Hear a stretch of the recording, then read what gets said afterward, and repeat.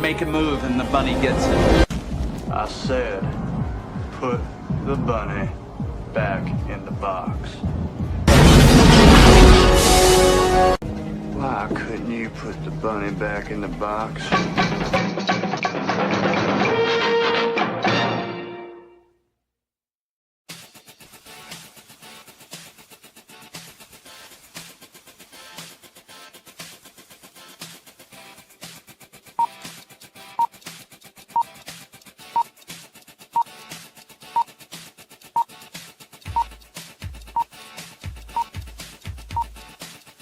It's showtime.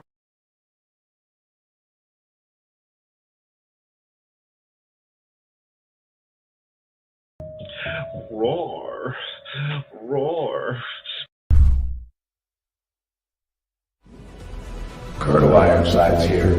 200 years I stood in the gap, fighting those who would harm my country. It was my honor, my sacred duty, so help me God. 9 times they took my life. 9 times I stood back up and made them pay. The freedom fighter I could handle anything, but someone betrayed me. I was ambushed, made mortal, rendered powerless, and retired. They passed an amendment and made me a civilian before I left the hospital.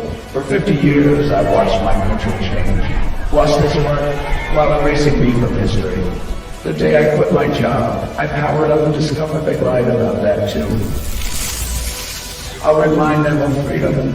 I'll remind them of duty. I'll remind them of their oaths and who they serve. I'll remind them while I'm shoving it down their throats.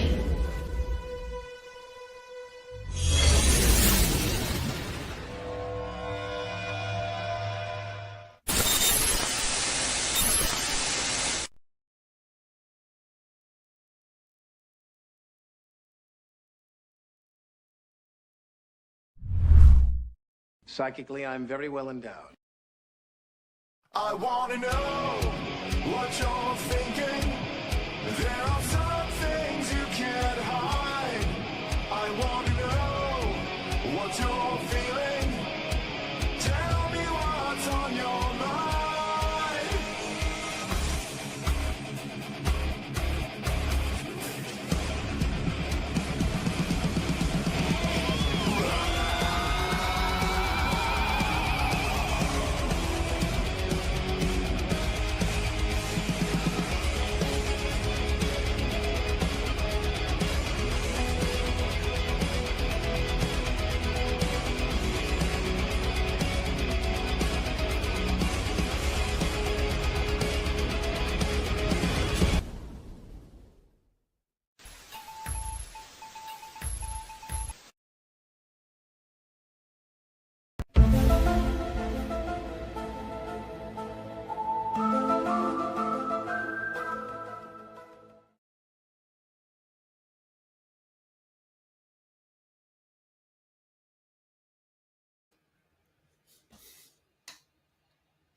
I'm just going to start right muting myself. Anyway, welcome to the rabbit hole. This is the Gen X Files, pop culture from the perspective of those from which it was written. Oh, I got some comments over here. Here we go. Can actually get to watch today. All right. Hey, Jared. Good to see you, man.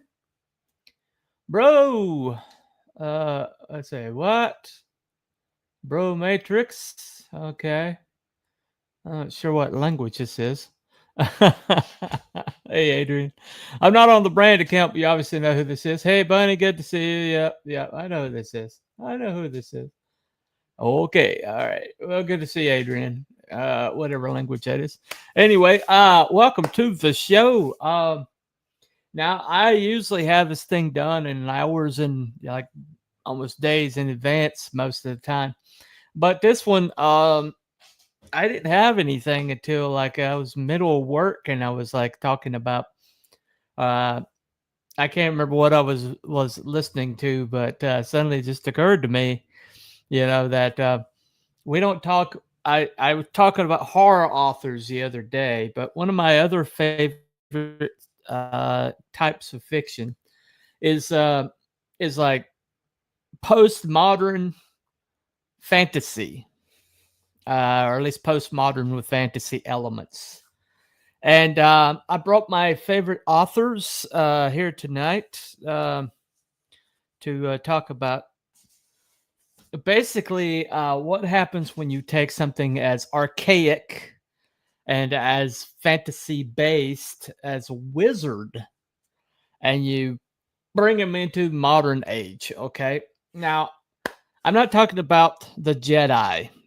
Now, technically, the Jedi are kind of like wizards or telekinetics uh, who happen to be in the modern age, and they've been thoroughly drugged through the mud. But I don't consider them wizards. I consider them kind of like psychics or telepaths or telekinetics. I don't really consider them wizards. I've heard them called wizards before because, they channel lightning or whatever. Or they can. Please in saludo. Okay. All right. Yeah, another language I don't speak. But anyway, welcome to the show, Adriano. Anyway, so I don't really consider them wizards. And I don't really consider Star Wars like modern day, even though it's like a long, long ago for galaxy far, far away, and it's got technology that's more advanced than our current technology. I don't consider them. That's not what I'm talking about. So we're not going to talk about Jedi's tonight. I agree with you. I don't consider them wizards either. Thank you very much. I have agreement from somebody I respect, Mr. Jared Frost, also known as Frost Comics, also known as JK Trolling on X. Anyway, so tonight I'm going to show you like some authors that I think do this particular genre better than anybody. I'm going to talk about if you're going to create a character wielding magic, particularly wizards in the modern day. How do you do that? How do you accomplish that particular and that particular, I guess, character choice or whatever? Doctor Strange would be a good example of this. Doctor Strange is a wizard by any stretch of the imagination, and he is in a modern day setting. So he'd be basically in comics, I guess. Dr. Fate in over DC side. Several other ones. The Spaniel there, okay. All right. I'm just gonna stop highlighting what I don't understand. But anyway, thanks for coming. All right. But anyway, I assume that means Spanish. I had no idea. But anyway, so like Doctor Strange, like 67. Okay. Yeah. I don't know what that is. Nobody does. Anyway, so we're going to talk about we're going to talk about wizards in the modern day setting. Okay. Now, I did have some clips lined up, and these clips basically, they, if you know from my Monday show, I got struck twice.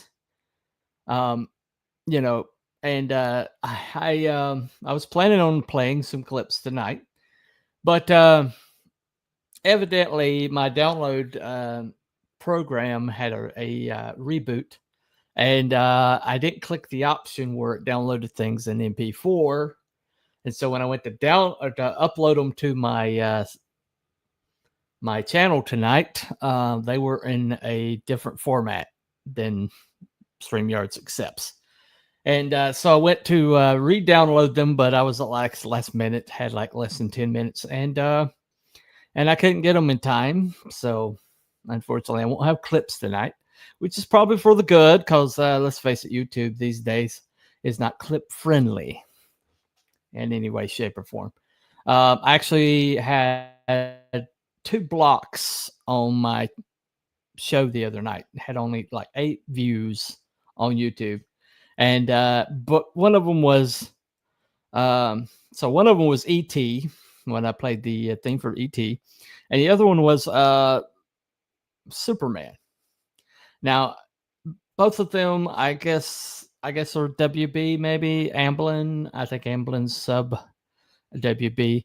But then again, I didn't get struck for Harry Potter, which is also WB. And so it's just those particular 2 that they didn't like. I'm not really sure why.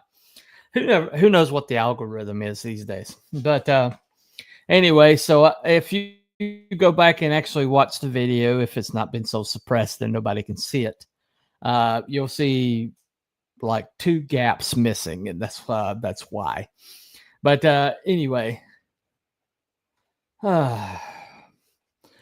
so basically tonight I'm going to talk about wizards, modern wizards. But we'll start out with the most popular one, and that would be Harry Potter. Harry Potter. Anyway, so Harry Potter. Now, I take a wizard to avoid it. Take a wizard to avoid copyright strikes on YouTube. Definitely, yeah.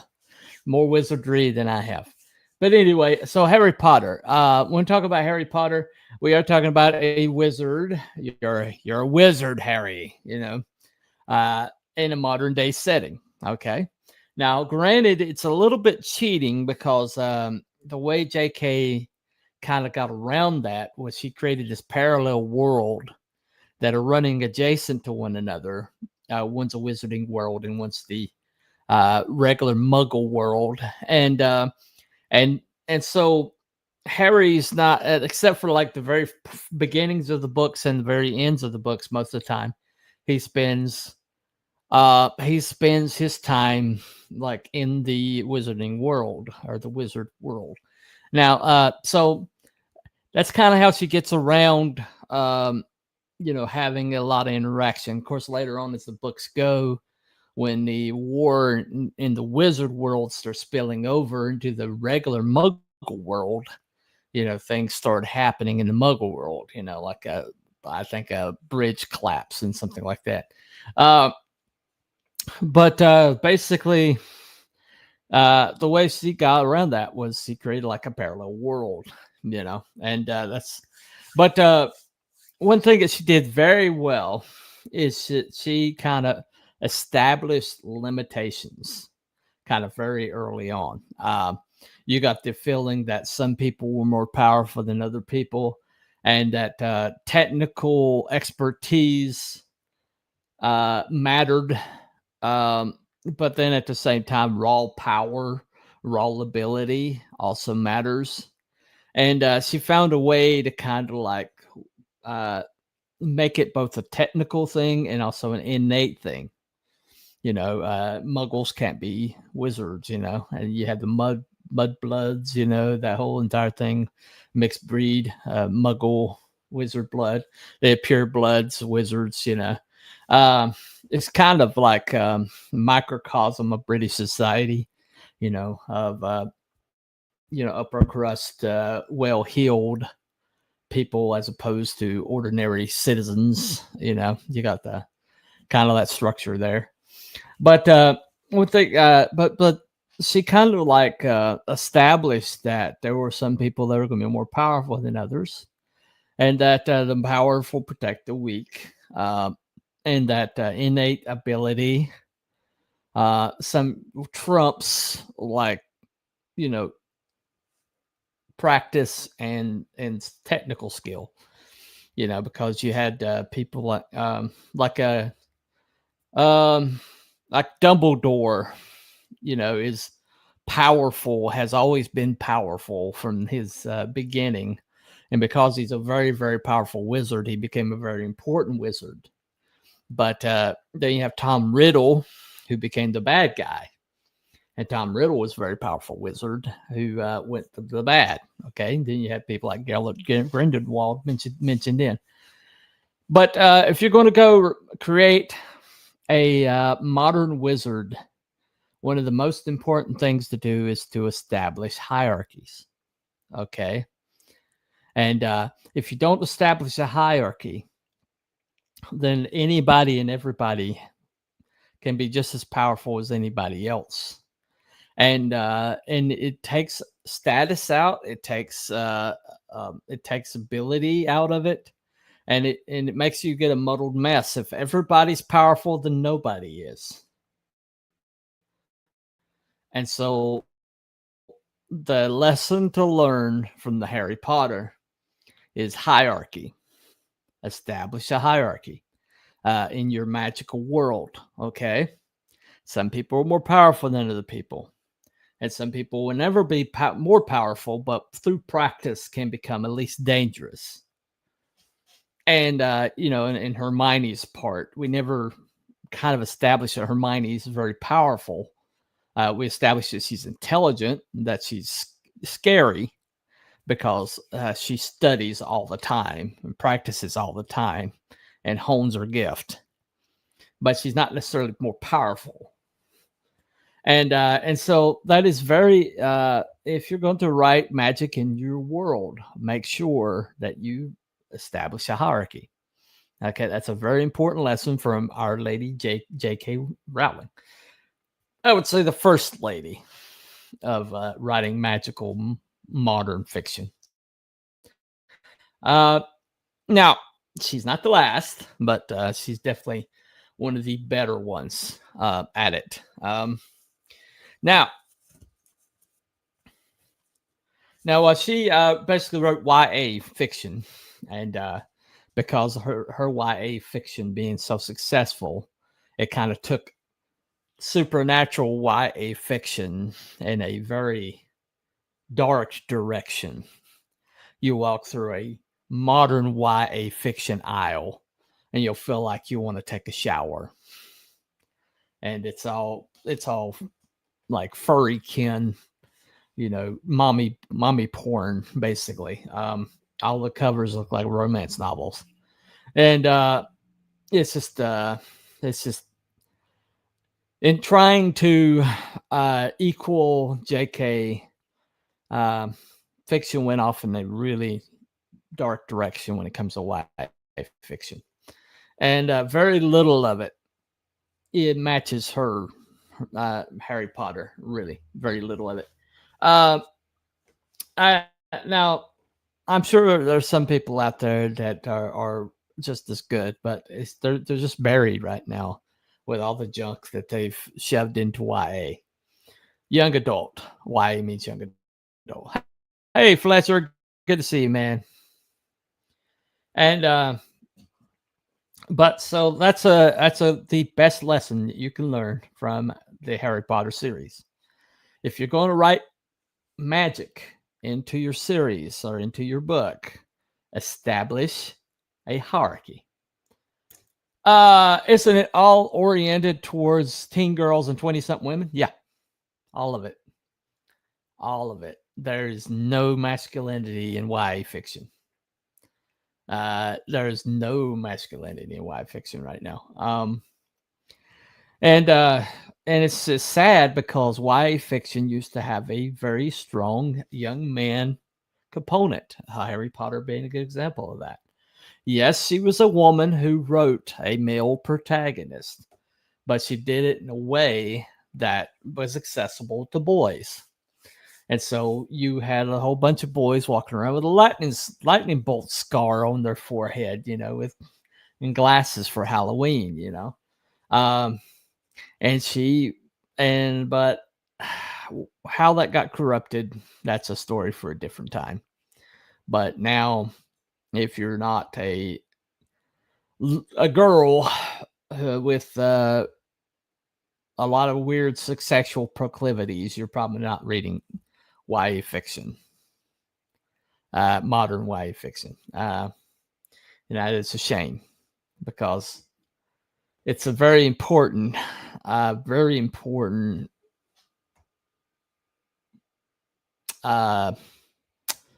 entry level to reading. And their excuse has always been that, boys don't read.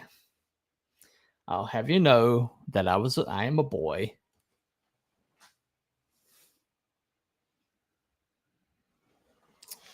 I read a lot. And I'm not alone. I'm not alone. Now, anyway, it takes a truly extraordinary woman to understand the mind of the young boys and write in a way to appeal to them. And Full Metal Alchemist was written by a woman as well. Here's both talented ladies. Yeah. I've never gotten into Full Metal Alchemist, but I do know that there's a lot of people who love it. I definitely need to check it out one of these days. Okay, so first lesson, J.K. Rowling, Harry Potter. Establish hierarchy in your magical systems. Some people got to be more powerful than others. There's got to be a hierarchy. There's got to be some people not as powerful as others, or you have a muddled mess because if everybody is powerful, then nobody is, and you basically don't have a established universe. You've got a mess. You've got a morass, which you see a lot. And it's like the same people who took medals and ribbons out of field day and made sure everybody got a participation, whether they worked hard or not. The same people that do that are now writing fiction. And they refuse to have winners and losers unless they're white, straight males. And so there you go. Anyway, but a person came along in about the mid 90s and came along with a tall, lanky wizard by the name of Harry Dresden. His name was Jim Butcher. And he wrote the Dresden Files. And the Dresden Files, in its own way, is every bit as impactful as the Harry Potter series. Harry Dresden is a hell of a character, okay? He's basically puts a shingle out in a modern world that doesn't believe that magic exists, but he advertises himself as a wizard. And the magical world, who's trying to hide its presence, is not very happy about that. And so what you get is a premise, a really amazing premise, in that, here's a person who's openly out and says, yeah, I'm a wizard, all right, in a world that doesn't believe it's magic. And yet he is a wizard. And Butcher took the lesson from Harry Potter. He's got a very distinctive hierarchy. Some wizards are more powerful than others, and Harry happens to be a very powerful wizard. But he's not very focused. He's like a raw power wizard in that he doesn't have a lot of subtlety to his art, and he's always lamenting this fact, and he's always trying to work on it. And so you have a guy who has built-in disadvantages. And for the most part, all through most of his books, he gets his butt kicked, like all the time. He's not the most powerful wizard in the room. And so he kind of like, he evens the score by being the most cunning wizard in the room. And so he cheats. He cheats a lot. And he also, he lives, while most of his wizard kin basically live in opulence, he chooses to live in hand to mouth. He drives around in old Volkswagen because his power shorts out any electronics, and so he drives this old Volkswagen. And it gets beat up and gets crushed. It gets crumpled. But he has this magical mechanic who always puts it back to work again. And he has a staff and rod, which he has a hand carve every time. He's got a pentacle around his neck that he got from his mom, also a very powerful wizard, but she dies long before the story begins. And his father was a stage magician, not a wizard, a ordinary human who's a stage magician. And Harry gets his his moral code from his father, not the wizards. But he is also a child of a very powerful wizard legacy. But what you can learn from Harry, this Harry, not the Harry Potter, but Harry Dresden. What you can learn from Harry Dresden is distinctive characteristics. Okay. Now you find this like Gandalf. What do we know Gandalf as? Most of the time, we knew him as Gandalf the Grey. Why? Because he wore gray robes. He had like a really weird, misshapen hat, and he showed up precisely when he was supposed to, or precisely when he wants to, because that's what wizards do. They're prompt. They're on time, and then you also got other wizards like Radagast the Brown, who happens to be dirty all the time. And but you know who Radagast is from his clothing, his type of magic that he uses. He has some things that you recognize Radagast. And you have like a Saruman, who's like the Saruman the White.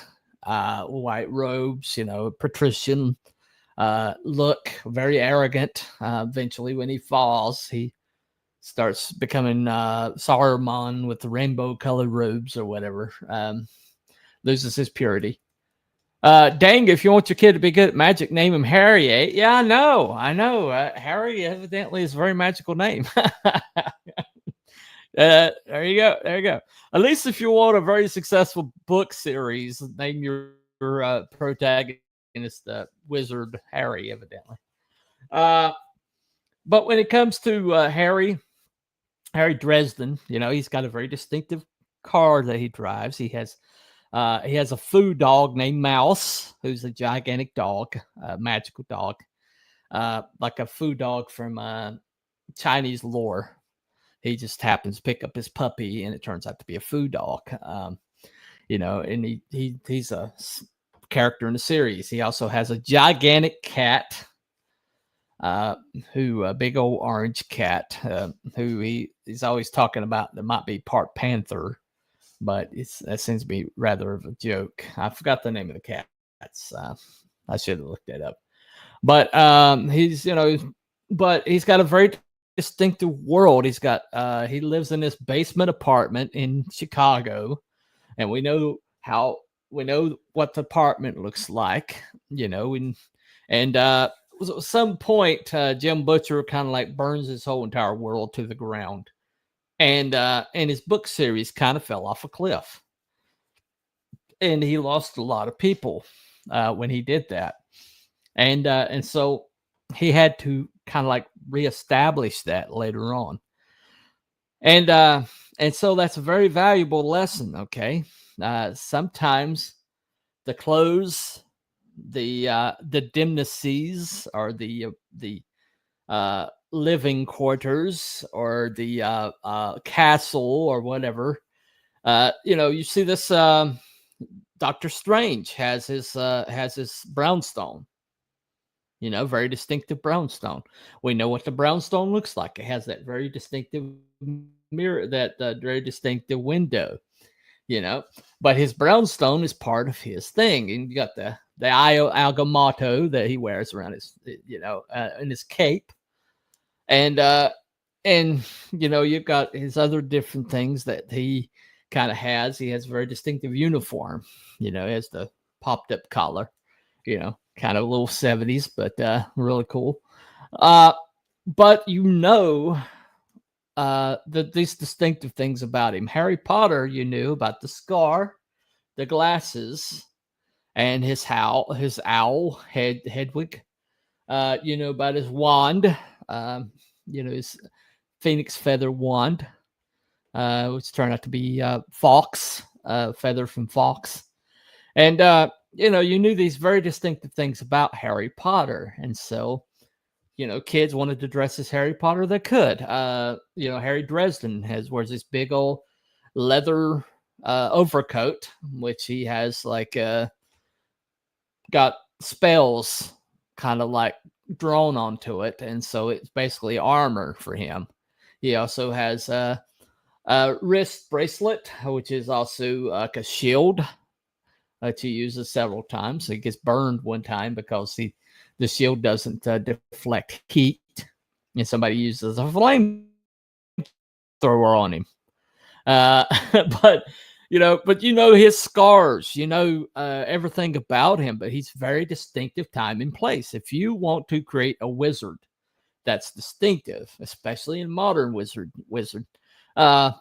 you cannot go wrong by giving him a very distinctive kind of like clothing, distinctive place to live, maybe pets, friends, structure, the friends that he knows, like Harry Dresden has a best friend and a woman named Karen, who yeah, is her name, Karen, who's happens to be a police detective, and he has a lot of conflicts because she's a police detective and a very good one, but she's also a little small lady, and she's cute, blonde. She doesn't kick people's butt, but she is a judo expert and she is a weapons expert, and she helps him on his adventures, and they become an item later on in the series. But friendship like Harry Potter, Hermione, Ron, and all that. I like how nearly everything Doctor Strange wears is an enchantment or something that makes it mystical. Not to deviate off topic, but you mentioned him earlier. I was like that. Yeah, very much so. Give him a distinctive drip. I'm sorry, that's a modern term, but give him something distinctive that he wears. Give him a distinctive look. Give him a scar. Give him a beard. Give him, like Doctor Strange has strangely enough, Doctor Strange has the same like white temples that Reed Richards does. I don't know why they gave him that, but he's very distinctive. My brother has that. These white temples, right? And but what Doctor Strange is supposed to look like. That's why when we saw him in the movie, when he finally got the cloak on, and he kind of like raised up and he's flying in the air, we're like, that's him. That's him. Strangely enough, Tish. Yeah. I'll admit it. It was a little, dad joke of me. But that's a very good thing to do. If you're going to do a modern wizard, first of all, have a hierarchy for your magical world, a la Harry Potter, J.K. Rowling, and have a very distinctive, like, uniform, clothing, and like place to live, the surrounding things that will make your wizard distinctive. Now, and even the wizards in lore have like their own castle, or they have their own keep, they have their own lair or whatever. So if you're going to do a modern wizard, give him a lair. Give him a place that's distinctively his, place where his spells are, a place where he does his spelling. Harry Dresden has a basement room underneath his apartment that he goes down into. And down there he has like all these things. I could tell you what's in that room because it's been in so many of the series. And it's very good. Gotta hand it to blind prostitutes. LOL. You gotta hand it to blind prostitutes. I'm not sure what you mean by that. I'm sorry. Anyway, gotta give your wizard a clock tower hideout. Way too cool. Clock tower hideout. Sure. Why not? The wizard I'm working on, he has a kind of a brown stone, but it's a but he disappeared for several years, several decades actually, and in the and he was very famous, very well known, and so while he was gone, while he was missing, he there's a museum that they made his house into a museum, and so now his lair is basically the museum dedicated to him. He even has a statue of himself out front. It's a little weird. You have a wizard? Hell yeah, yeah. The Green Ghost is his name. I'm working on him. You're going to see him one of these days. But anyway, he's set in modern day. Kind of transplanted from the 20s. But anyway, so now you may not have heard this next author very much. You know, a lot of people thought that she was a Laura K. Hamilton clone, so they expected kind of like a, supernatural mommy porn from her, which is what Laura K. eventually degenerated into. But when I first got this series, I was told to try it by somebody who liked Laura K. Hamilton. So she's kind of like Laura K. Hamilton, but early Laura K. Hamilton, kind of like Laura K. Hamilton without the gratuitous sex scenes. And so I gave her a shot, and her name is Kim Harrison. Now, Kim Harrison, the main character, is Rachel Morgan. Now, Rachel Morgan starts out, you believe she's a witch, but she later on, there's a twist or whatever to it. But in her world, though, she has a church, a big consecrated church, which she lives in. That's her headquarters in a place called the Hollows. And it's a very distinctive world. Now, the lesson I learned from Kim Harrison that you can learn is that if you build the situation of your world, kind of like J.K. Rowling created the wizard world parallel to the regular world, Harry Dresden's wizard world doesn't interact with the main world until things get so drastic that it does. And most people still think magic doesn't exist. And in Jim Butcher's world.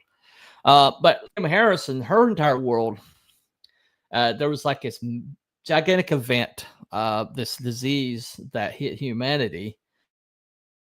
And it diminished humanity to the point where magical creatures suddenly were like not necessarily in the majority, but they were no longer outnumbered enough that they felt like they could come into the light. And so in her world, magical creatures dwell beside humanity. They interact with humanity, and they're involved with humanity. As a matter of fact, vampires are kind of like the mob bosses of this world. And in her world, you have like humans, demons, and supernatural. And so she kind of like walks a line between all of those. But witches kind of have a very distinctive, very unique purpose. And, they don't doesn't make a distinction between wizards and witches in her world. Males are witches as well. But they might as well be wizards. But she has a very distinctive world build in that her magic is, not only does she have a hierarchy for her people or hierarchy for within the world itself, but the world is like the way the magic interacts with the world is very distinctive and very unique in that it really frames what the magic is capable of. Anyway, I forgot how much better read to me you are when it comes to fiction. Very respectable wealth of knowledge you can share. discussing stuff like this. Like I said, I read a lot. But Kim Harrison, the best thing about her is that she created this rich, varied, distinctive world in which her characters move. And it's probably even more distinctive than Jim Butcher and J.K. Rowling. And that she rewrote her whole entire world to fit for her story to take place in. And so J.K. Rowling, she didn't really rewrite the world. She just created a new one and made it parallel. Jim Butcher, his world was it's like very much like our own, except there's this magical element that is hiding and running around underneath the level. But in her case, she created a whole entire world where, and let it kind of frame what happens in it. And so the world building that you do,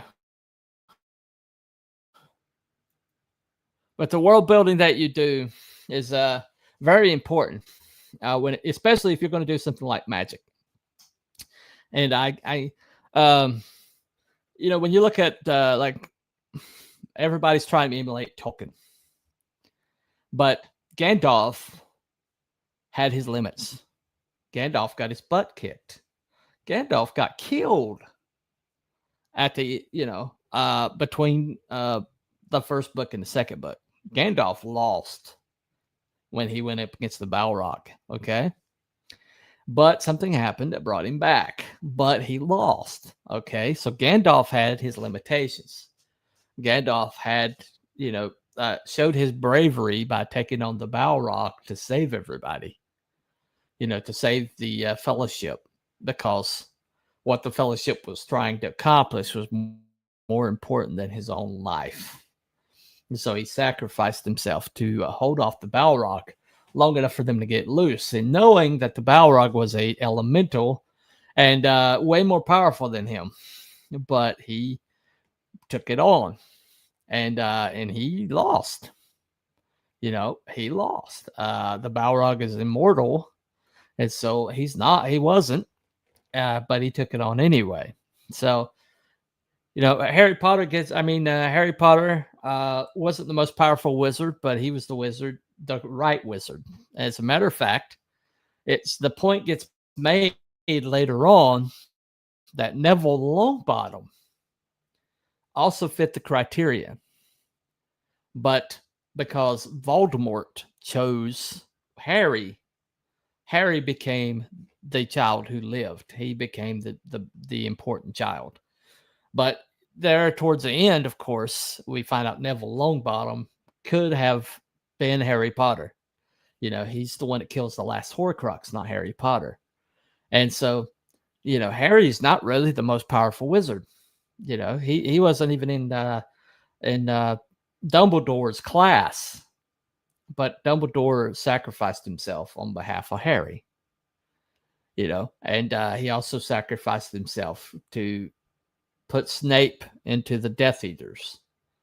He had Snape kill him, so Snape had his bona fides to get into the Death Eaters. And so, but Dumbledore is more powerful than Harry, but Harry had to be the one to do it because Harry was the fated one, right? But Harry was the most powerful wizard. Harry had his limitations, and Harry literally dies in the end of Harry Potter. Harry's dead for some part of it. He doesn't go to that. He goes to that way station. That's how he has this conversation with Dumbledore, with the actual Dumbledore, is he had to die. Okay. And he had to die to free the Horcrux that was attached to him.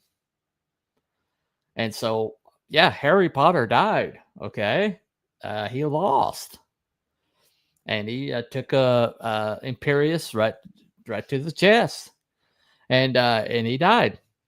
And Harry Dresden dies at some point. He reached his limitations and he gets assassinated. But oddly enough, later on, it turns out that he paid for his own assassination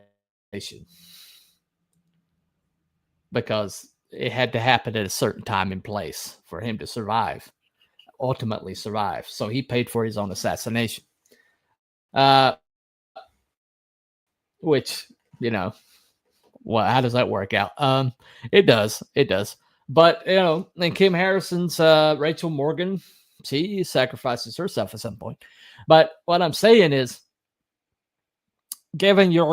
ultimately giving your character limitations, giving themselves challenges that they can't surmount, you know, putting them up against it, giving them the ability to sacrifice for the greater good.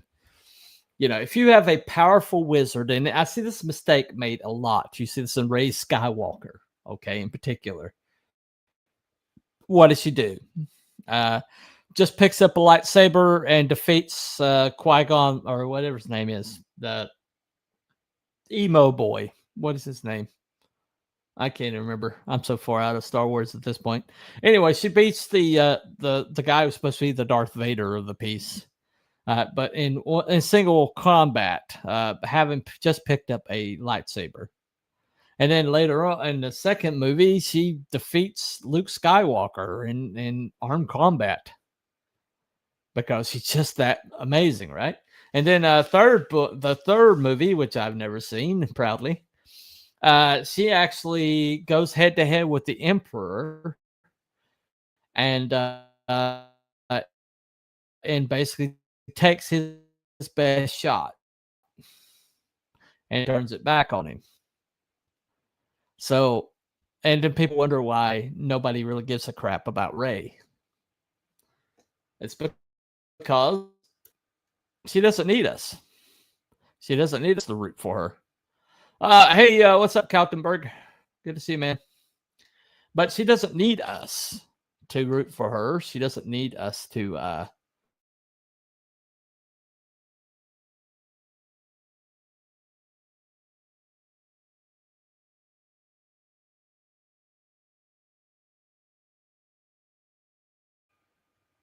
All right, am I back?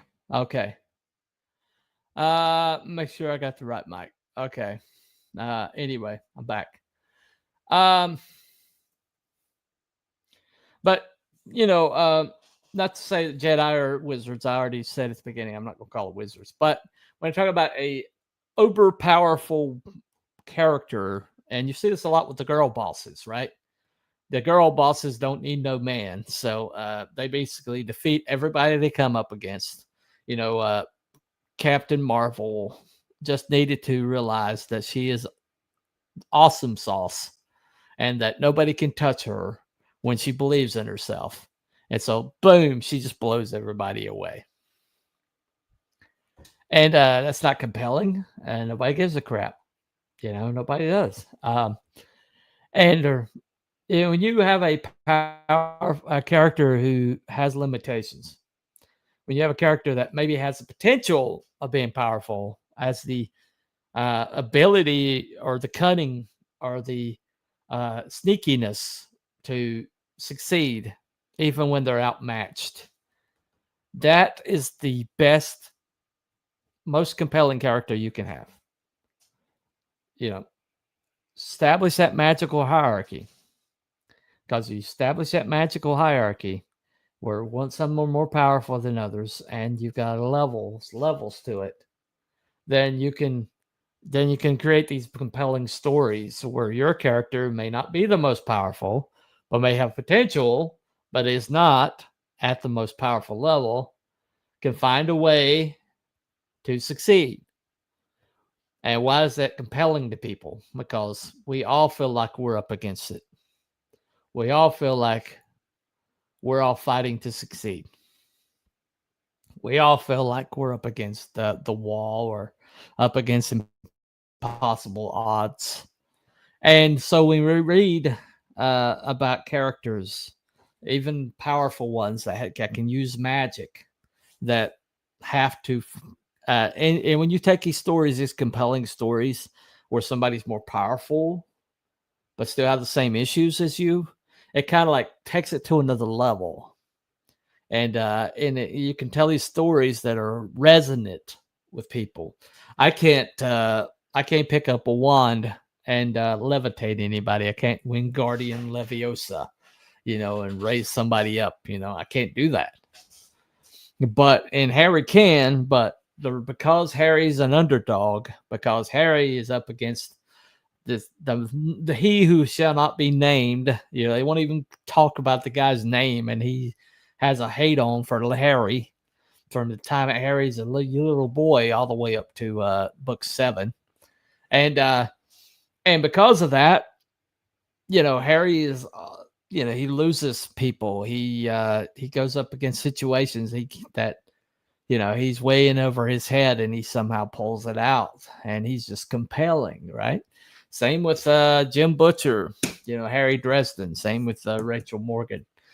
The reason why any character, and same with Gandalf.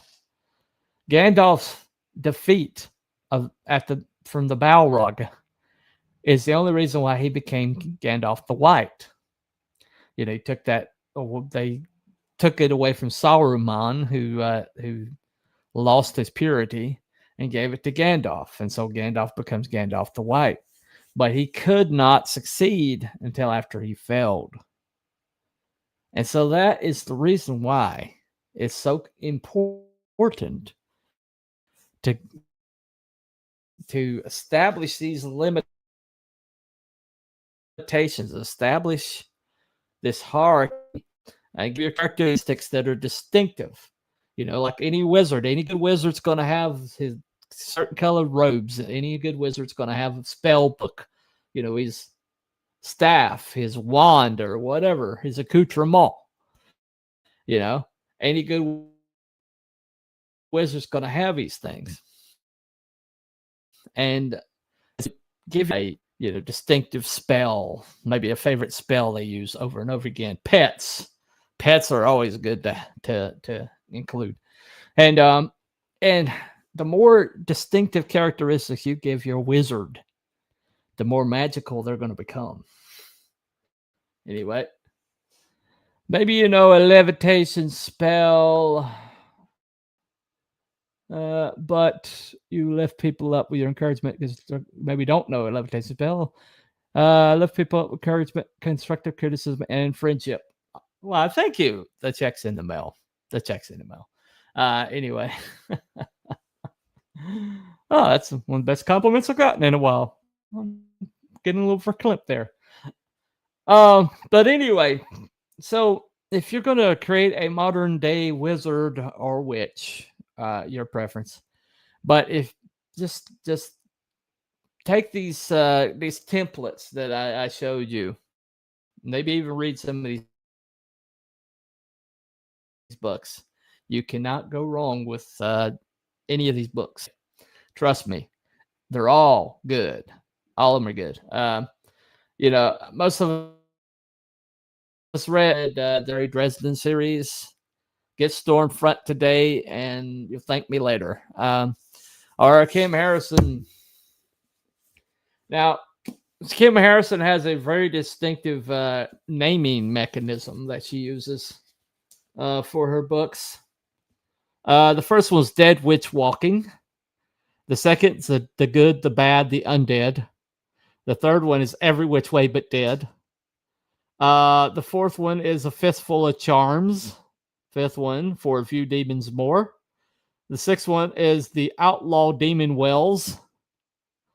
The fifth one is White Witch, Black Curse. Then Black Magic Sanction.